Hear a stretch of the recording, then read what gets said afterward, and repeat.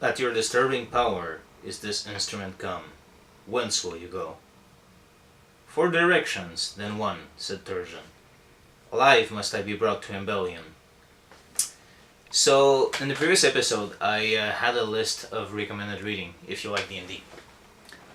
And what I tried to do with that list was that tried to make it a list of reading that wasn't necessarily like, well, I mean, obvious, yes, but I didn't want to do like essential reading lists because pretty much everyone agrees on what they are. Like, even I mentioned Conan, but I was mentioning the comic books. Whereas, you know, if I wouldn't have mentioned the Robert E. Howard Conan books because they're such an obvious choice.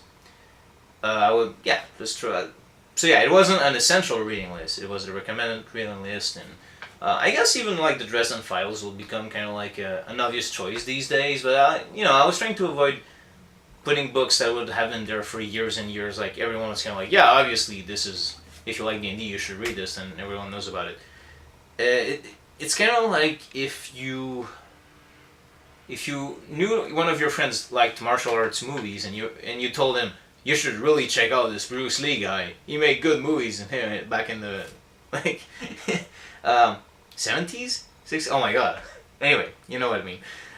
In the 60s, yeah, originally started in the 60s, and so it's such an obvious choice that often you don't even mention it. And one of these examples is Jack Vance, who wrote the Dying Earth novels. And the book I'm holding here is Tales of the Dying Earth, and it's all 4 Dying Earth novels in one volume.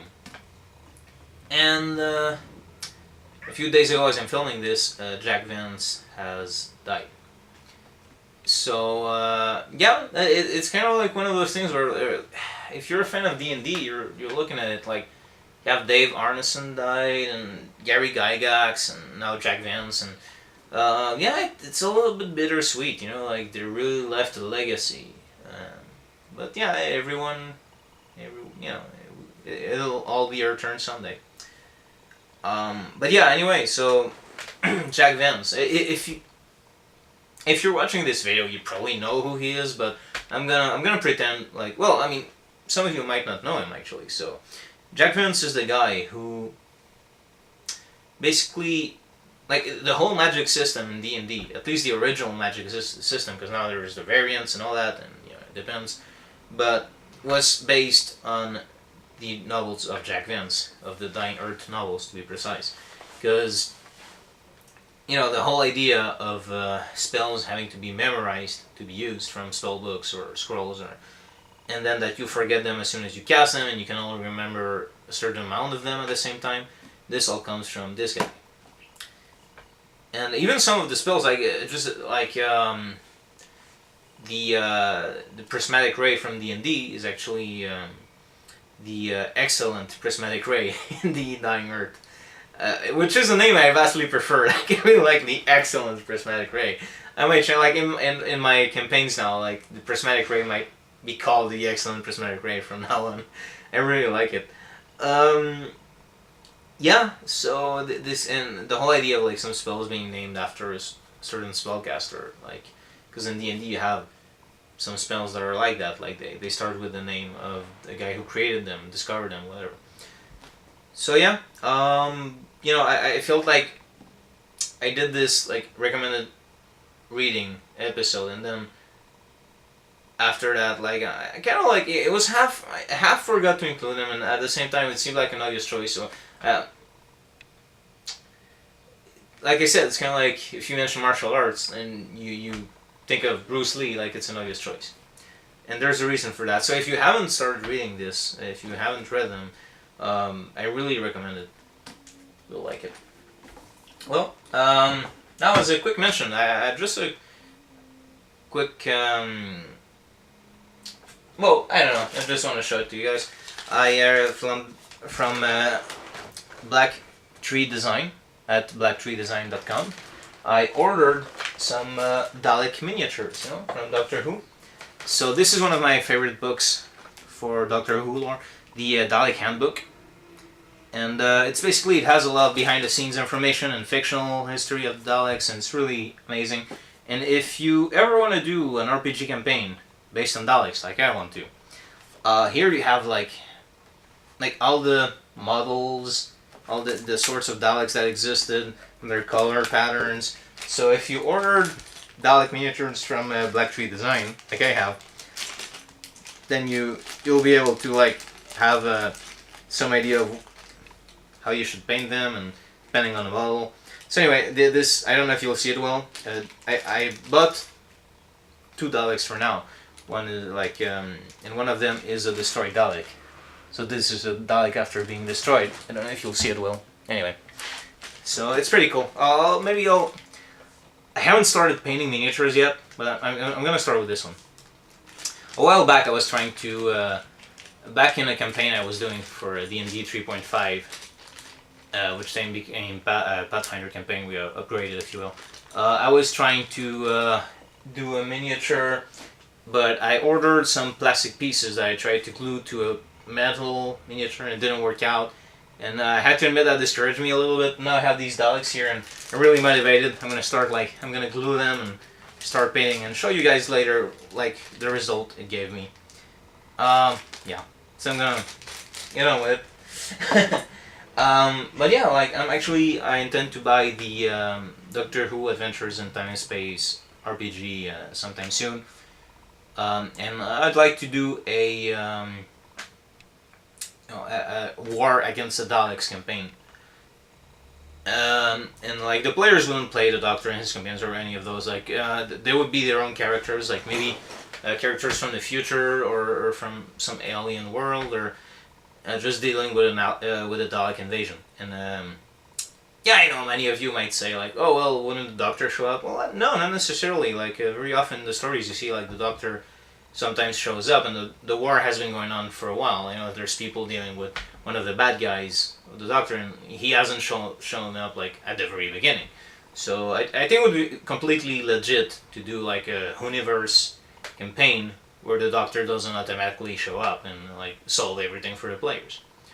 And if push comes to shove, you just say it's in one of the parallel dimensions or universes or whatever, because they've been known to exist in a Whoniverse. So yeah. As a side note, what I've heard of the Doctor Who RPG is that it's somewhat similar to the Cinematic Unisystem. So the Cinematic Unisystem is of course, a cinematic version of the Unisystem from Eden Studios, who make games like All Flesh Must Be Eaten. And they also made in the past licensed role-playing games for Angel, Buffy, Army of Darkness. And it's a really good system if you want to do a TV show type of game. It has drama points, and it's really easy and fast to play. And the drama points really help you make it feel like a TV show, because usually when you play role-playing games, the dice make it very, very random. So it's hard to structure a story, but the drama points in this really help.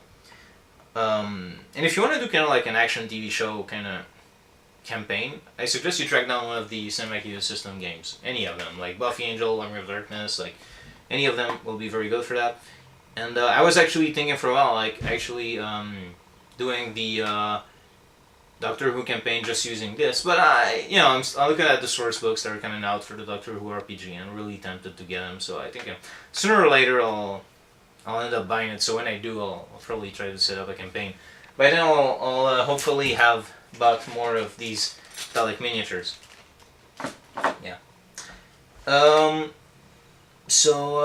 Yeah, that's basically it. I think it's there's a whole day, because I mentioned this because there's the Dalek thing in the Doctor Who, and because when people want to play a campaign, let's say in the Star Wars universe or in the Doctor Who universe, and there's always the debate of you have to play as the main characters or your characters will suck or stuff like that.